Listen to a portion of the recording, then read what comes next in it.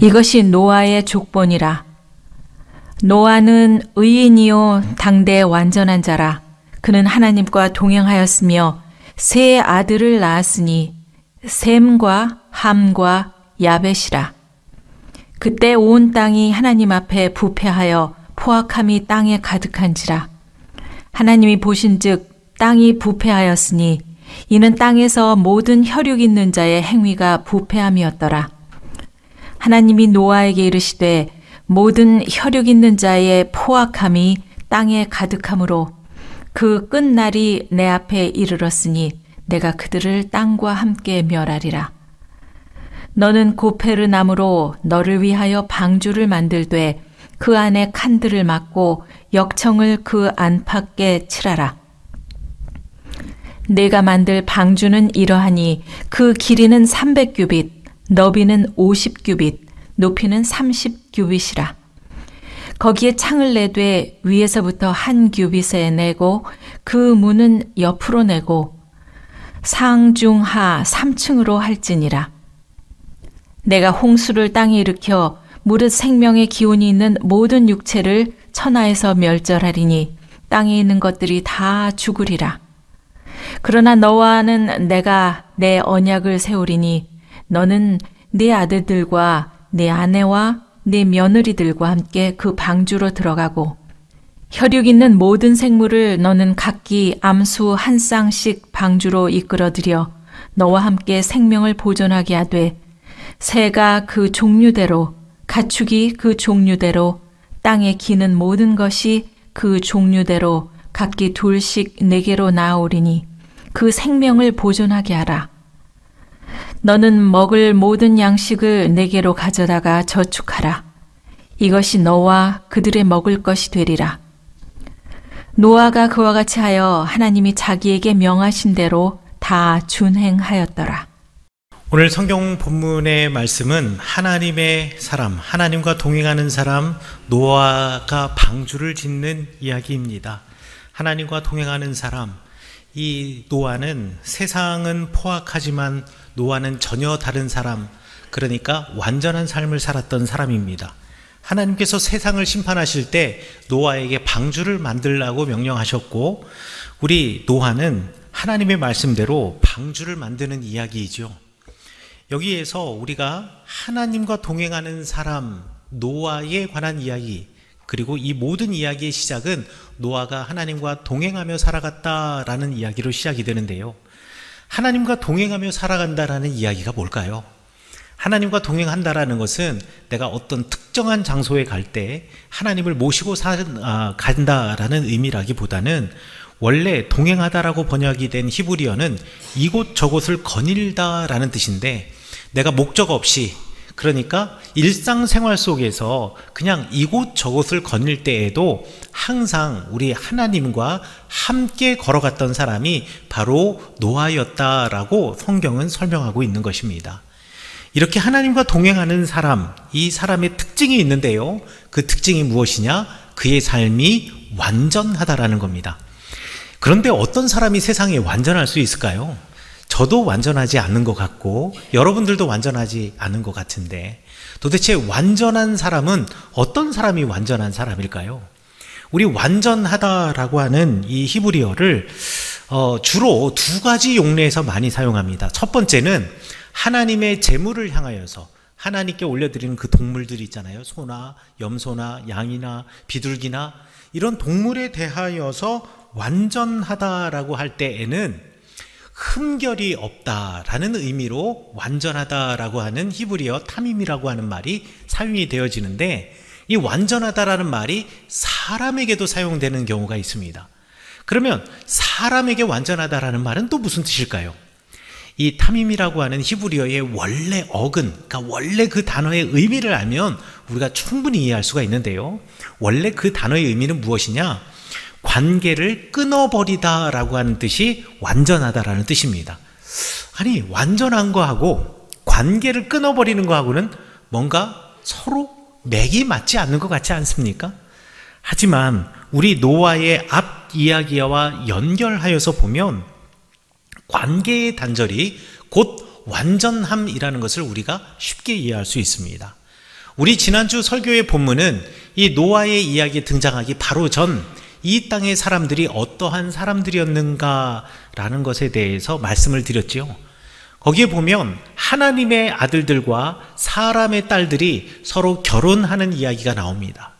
자신들의 욕망, 무언가를 더 소유하고자 하는 욕구, 세상 사람들이 추구하는 그것이 좋아 보여서 하나님을 아는 사람들이, 하나님을 아는 신앙의 생활의 길이 무엇인가를 아는 사람들이, 하나님 모르는 사람들, 하나님의 사람들의 삶이 어떠한 삶을 살아가야 되느냐, 그 방식을 모르는 사람들과 서로 결혼하면서 하나님의 아들들이 사람의 딸들처럼, 세상의 사람들처럼 살기 시작했던 시대, 타락의 그 시작을 알리는 시대에 관한 이야기가 지난주의 설교의 말씀이었습니다. 자, 우리 노아는 이러한 세상의 사람들과 관계를 끊은 사람, 그러니까 온전하고 완전한 하나님의 사람, 세상의 가치관과 세상 사람들이 살아가는 그 삶의 방식을 버리고 그것과 나를 차단하고 세상의 풍조와 절연하고 사람들, 그 세상 사람들이 나를 어떻게 평가하는가, 그 평가와 절연한 사람, 이 사람이 바로 노아였다. 그리고 이 노아가 비로소 성경에서 완전한 사람이라고 불리게 되었다. 그러니 완전한 사람이라고 하는 사람의 뜻은 세상의 질서와 세상의 가치관과 관계를 끊고 오직 한 길, 하나님의 길을 걸은 사람을 완전한 사람, 하나님과 동행하는 사람이라고 정의할 수 있겠습니다. 그러면 하나님과 함께 한 길을 걷는 사람은 어떠한 삶을 살아갈까요? 이 삶에 대답하기 위하여서 제가 여러분들에게 소설책 하나를 소개하고자 합니다. 여러분, 노인과 바다라는 책 읽어보신 분들도 계시고 또 이 제목을 들어보신 분들도 계실 겁니다. 이 노인과 바다는 바다를 정말 사랑했던 노인 산티아고라고 하는 노인에 관한 이야기입니다. 사진에 보이는 저 사람이 산티아고 아닙니다. 저 사람은 노인과 바다를 쓴 해밍웨이라고 하는 소설가입니다. 이 노인 산티아고는 84일 동안 바다에서 단 한 마리의 물고기도 잡지 못한 사람입니다. 이 사람들이 주로 잡는 물고기는 청새치인데요. 청새치는 여러분들 그림에 보시는 것 같이 이게 앞에 창처럼 뾰족한 창처럼 부리가 나와 있는, 부리라고 해야 되나요? 입이라고 해야 되나요? 뿔이 나와 있는 고기입니다. 그런데 이 어부 산티아고는요, 지금 이제 나이가 너무 많이 늙은 거예요. 그래서 기력도 딸리고 힘도 없고, 또 젊은 사람들은 크고 좋은 배에 여러 명이 함께 타고 물고기를 잡지만 이 늙은 어부, 이 노인은요, 자신이 옛날부터 타고 있던 그 조그만 돛담배를 타고서는 물고기를 잡는 겁니다. 그러니 물고기를 잡는 게 그렇게 쉬운 일은 아니었을 겁니다. 그러니 84일 동안 물고기를 한 마리도 잡지 못했죠. 항구에 있는 모든 배들이 함께 출발하는데 다른 배들은 다 이 물고기를 잡아오는데요, 이 청새치를 단 한 마리도 못 잡는 겁니다. 이 노인은 말이죠. 사람들은 이미 한물간 어부다, 그리고 힘도 붙이는 늙은 어부다, 고기를 잡는다 해도 그 고기를 배로 끌어올릴 힘조차 없는 어부다, 고기 잡는 운도 다한 어부다 라고 이 산티아고를 평가절하했습니다. 산티아고에게서 고기잡이를 배우는 한 소년이 그런데 있었어요. 왜냐하면 이 소년의 부모가요, 고기 잡는 법을 배워야 하겠는데 그래도 이 노인이 오랫동안 바다 생활을 했으니 바닷길도 알고 물길도 알고 어디에 고기가 많은 줄도 알고 고기를 잡는 노하우도 잘 알고 있을 테니까 너 이 할아버지한테 가서 배워 해가지고 부모님이 이 아이를 할아버지에게 배우도록 맡긴 거죠. 그런데 40일이 넘도록 물고기를 한 마디도 잡지 못하니 이 아이도 물고기 잡는 법을 배워야 하는데 지금 한 달 넘게 허탕치고 있는 것 아니겠습니까? 결국은요, 아이의 부모님이 야, 너 이 다른 배 타가지고 물고기 잡는 거 배우는 게 훨씬 좋겠다. 이 소녀는 이 할아버지가 너무 좋았지만 부모님이 그렇게 강권하니 어쩔 수 없이 배까지 옮겨 타게 됐습니다. 자, 반복되는 헛손질, 이것으로 의기소침해 있을 이 늙은 어부. 그런데 자기와 함께 하면서 내가 힘이 붙이는데 도와주는 이 소년마저 사라졌으니 사실 이 늙은 어부는요, 고기 잡는 거는 이제 포기해야 될지도 모르는데, 그런데도 불구하고 이 노인이 바다로 나가는 것을 어느 누구도 막을 수가 없습니다. 그리고 이 노인은 너무나 자연스럽게 또다시 바다로 나갑니다. 항상 늘 하던 대로 고기를 잡으러 나갑니다. 왜 그랬을까요? 이 할아버지는 어부니까 당연히 고기 잡으러 가는 것은 너무나 당연한 것입니다. 자, 그러다가 진짜 이 할아버지가 큰 청새치 한 마리를 잡게 됐습니다. 얼마나 이 고기가 대단했는지 끌어당기는 이 낚시의 힘이 낚싯줄의 힘이 감당이 안 되는 거예요. 이제 소설의 배우 말미에 이 고기의 사이즈가 나오는데요. 고기의 길이가 5.5m가 되는 큰 고기였습니다. 자기가 타고 있는 그 돛담배보다도 고기가 훨씬 더 큰 거예요. 그리고 그 무게가 700kg이 넘는 겁니다.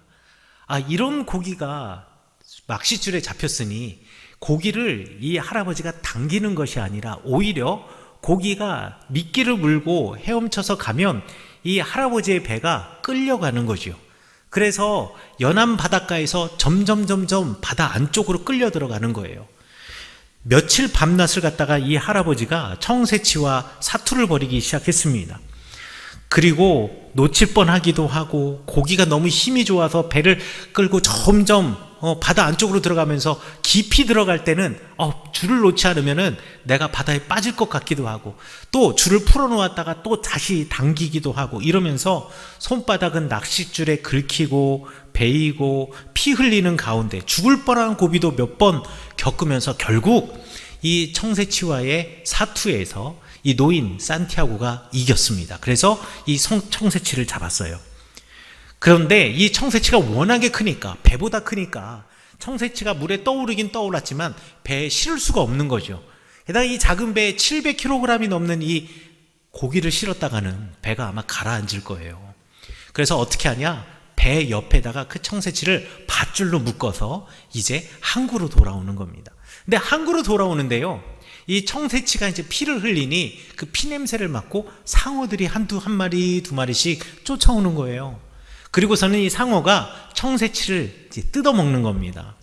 이 할아버지는 청새치를 뜯어먹지 못하게 상어를 막 쫓고 칼로 찌르고 엄청나게 난리가 났는데요. 그런데 어떻게 상어를 쫓아낼 수 있겠습니까? 할아버지는 그냥 배 위에 있는 거고, 상어는 배 밑을 유유히 다니면서 물속에 잠겨있는 청새치의 살점을 뜯어먹으니까요. 할아버지가 처음에는요, 그래, 요거 한 입 상어가 뜯어먹는다고 그 이 700kg이 넘는 청새치 난 그래도 600kg 이상 팔 수 있어 라고 생각을 했는데, 점점 갈수록 상어는 늘어나고요, 상어들이 뜯어먹는 양들이 늘어납니다. 3분의 1 먹었을 때, 그리고 절반 먹었을 때 할아버지는 그래도 자신을 위안하다가 절반 이상 이제 살점이 뜯겨나가기 시작하니까 이 할아버지가 망연자실해요. 그리고 항구로 돌아올 때는요, 청새치의 대가리하고 맨 꼬리 지느러미만 남고요, 몸통은 이 뼈밖에 안 남은 거예요. 가시밖에 안 남은 겁니다. 이 노인이 항구로 들어와서 얼마나 실망했겠습니까? 그래서 집으로 들어가 가지고요, 그동안 못 잤던 잠, 실망감과 피곤이 막 몰려오면서 그냥 잠에 골아 떨어집니다. 이때 마을에서는 난리가 난 거예요. 노인이 며칠 동안 바다에 나갔는데 되돌아오지 않으니 경찰선도 바깥으로 또 떠서 막 그동안 찾아다니고, 고기잡이 하던 사람들도 이 할아버지를 찾아서 이리저리 헤맸던 겁니다. 그런데 이 할아버지 배가 항구에 정박해 있는 거예요. 그것도 옆에 청새치를 묶고서. 그런데 그 청새치가요, 몸통에 살은 한 점도 없는데 이 크기가 어마어마한 겁니다. 그래서 사람들이 부랴부랴 청새치를 줄로 재는데 그 길이가 5.5m. 그리고 그 청새치의 크기를 보아서, 그리고 대가리의 사이즈를 보아서 좋게 700kg이 넘는 청새치, 이 항구에 살고 있는 이 어부들도 태어나서 단 한 번도 본 적이 없는 크기의 청새치인 겁니다. 보통 청새치는 좀 튼실하면 한 400kg 정도 된대요.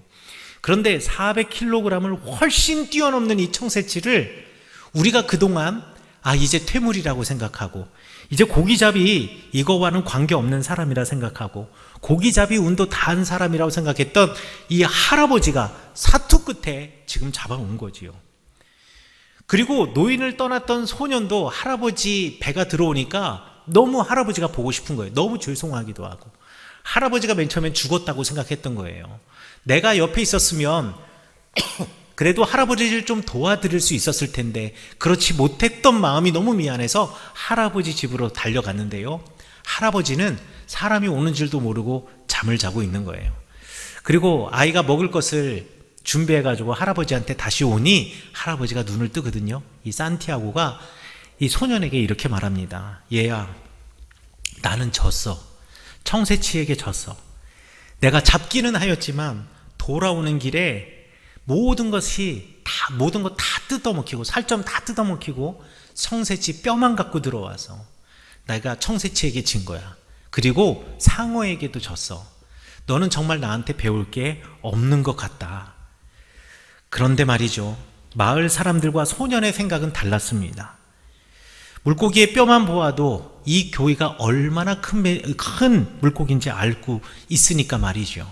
그러면서 마을 사람들이 부끄러워진 겁니다. 다들 노인들은 한물 갔다라고 생각했어요. 이제 젊은 사람의 시대라고 생각했어요. 노인의 그 고기 잡는 지혜는 필요 없다고 생각했어요. 그리고 이 노인이 고기 잡는 운도 다 했다라고 생각했는데 정작 이 노인의 손으로 혼자서 이 큰 청새치를 잡아가지고 이 항구까지 끌고 왔으니 그 뼈만 보아도, 그 고기만 보아도 이 할아버지가 얼마나 대단한 사람이었고 얼마나 고생했을지 사람들의 눈에 선한 겁니다. 그래서 이 노인 산티아고는 그때 이후로 그 마을에 살아있는 전설이 되었습니다. 자, 하나님과 함께 길을 걷는 사람의 삶은 어떤가요? 한 길을 걸어가다 보면 우리가 정말 한 길의 끝에 어마어마한 열매, 어마어마한 무언가 결과를 가지고 우리가 그것을 얻어서 사람들로부터 칭찬받으며 살아갈 수도 있습니다만, 하나님의 길, 그 한 길을 걷는 그 길을 걷다 보면 지금 이 노인 산티아고처럼 끝나고 나니 이렇게 다 뜯어먹고 상어들이 뜯어먹고 앙상한 뼈만 남은 인생일 수도 있겠다라는 생각이 이 소설책을 읽으면서 생각이 들더라고요. 손에 당장 잡힌 것은 없는 이 삶을 보며 노인은 나는 인생에서 졌다. 나는 청새치에게 졌다. 나는 상어에게 졌다.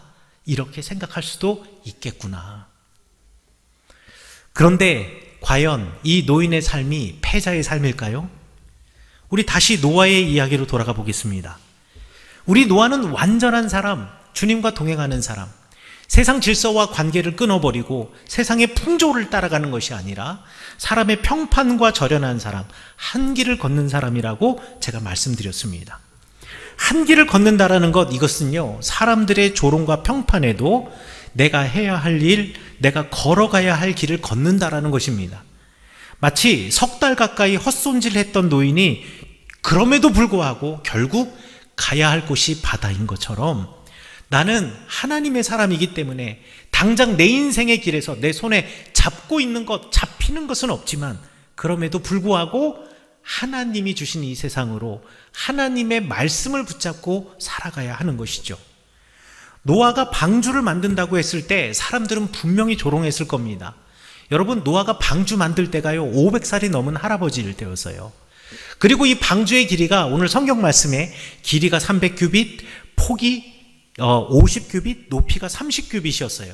오늘날로 지금 환산해서 다시 계산해 보면 길이가 150m, 그리고 폭이 25m, 높이가 15m나 되는 배를 짓는데, 이 배를 건설하는데 조선소에서 여러 명, 수백 명, 수천 명의 사람들이 함께 달라붙어서 건설하는 것이 아니라 노아 혼자서 나무를 베고 나무를 깎고 널빤지를 만들어서 배를 만드는 작업을 무려 100년 가까이 했습니다. 이 100년 동안 사람들은 이런 노아의 행동이 정신 나간 노인의 쓸모없는 짓이라고 생각했을지도 모릅니다. 사람들이 말하겠죠. 노아를 보라고. 노아가 이제 정신이 나갔다고. 노아를 얼마나 비웃었을까요? 아마 여러 가지 정황으로 보아서 이 배를 만들 당시 그 주변에는 바다도 없었던 것 같습니다. 그리고 그 땅에 비라는 것도 그렇게 큰 비가 내려본 적이 없었던 것 같습니다. 그런데 노아는 하나님의 말씀을 따라 남들이 모두 다 비웃는 그 배 만드는 일을 했다라는 거지요. 여러분, 주님과 동행하며 온전한 삶, 완전한 삶을 한 길을 걷는다고 해서 여러분 그 노인 산티아고처럼 매일같이 청새치 잡는 거 아닙니다. 더 많은 날 청새치보다도 훨씬 가치 없는 만세기 같은 조그만 물고기 잡을 수도 있고요. 청새치 한 마리 잡았다 손치더라도 상품 가치가 없는 거 잡을 수도 있습니다. 그리고 산티아고처럼 어마어마한 청새치를 혹 여러분이 잡았다 손치더라도 내가 가진 배는 돛단배일 뿐인지라 고기를 배에 끌어올릴 만큼의 배도 없고 또 항구로 끌어오는 길에 상어에게 다 뜯겨 먹힐 수도 있습니다. 그리고 항구에 돌아와 보면 이 산티아고 노인처럼 돌아보면 빈손일 수도 있습니다. 여러분, 노인 산티아고처럼 퇴물 취급을 당할 수도 있고요. 우리 노아처럼 정신 나간 500살 넘은 노인이다 라고 비웃음을 살 수도 있습니다. 주님과 동행하면서 걸어가는 길이 늘 꽃길은 아니라는 것입니다.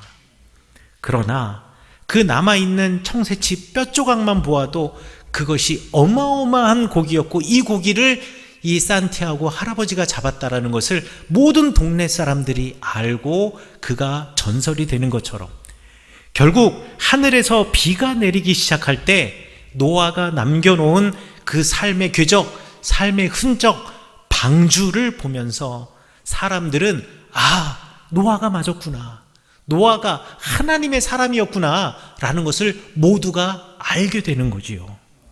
그리고 그가 걸어갔던 삶의 길이 우리가 보기에는 비웃을 만한 삶이었고 우리가 보기에는 헛돼 보이는 삶이었지만 실상은 생명을 살리는 길이었다라는 것을 비로소 사람들이 알게 됩니다. 여러분, 예수님이 걸어가셨던 길을 보십시오. 그분이 이 땅에서 거대한 제국을 만드셨습니까? 하나님의 나라를 선포했지만 거대한 제국을 말하지 않으셨습니다. 우리 예수님께서 하나님의 집을 다시 세우겠다 말씀하셨지만 실제로 예수님께서는 집 하나 남겨놓으신 것이 없습니다. 온 민족을 제자 삼고 그를 하나님의 자녀 삼겠다라고 말했지만 우리 예수님께서 이 땅에서 결혼해서 자녀를 낳거나 민족을 만들지도 않으셨습니다. 그분이 남긴 것은 하나님의 자녀의 삶의 모범이었습니다. 비록 눈에 보이지도 않는 겁니다. 삶의 모범이라는 것은요, 눈에 보이지도 않는 겁니다. 그거를 판다고 재산 가치가 남겨지는 것도 아닙니다.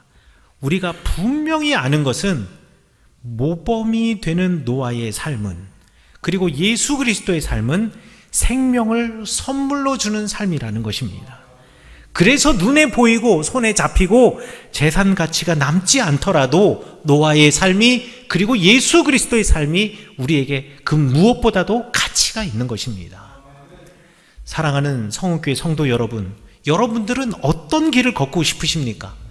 사람의 딸들이 살아가는, 그러니까 하나님의 사람의 생활 방식을 모르는 사람들이 걸어가는 그 길, 이 땅의 즐거움과 눈에 보이는 당장의 만족, 그리고 손에 잡히는 그것을 붙잡고 당장의 물질과 삶의 즐거움을 쫓아 살아가는 삶을 살기를 원하십니까?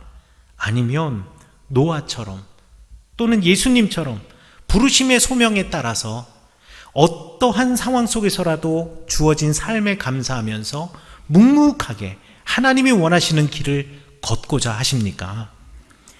현재 우리의 삶은 그 산티아고 노인처럼, 노아처럼 아무것도 없는 빈손의 삶인 것처럼 보일 수도 있습니다. 그리고 하나님의 말씀 따라 살아가면서 사람들로부터 융통성 없는 사람이라고, 세상 물정을 모르는 사람이라고 사람들로부터 비웃음 사는 삶일 수도 있습니다.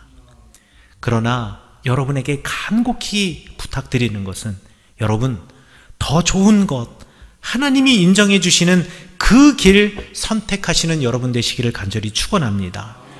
생명을 살리는 거룩한 하나님의 소명에 동참하시는 여러분 되시기를 축원합니다. 노아처럼 방주를 만드셔서 생명을 살리는 여러분들 되시기를 간절히 축원합니다.